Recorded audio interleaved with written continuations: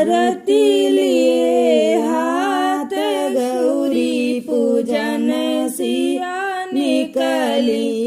अपने पापा जी के चोरी चोरी मामी लिए साथ गौरी पूजन सिया निकली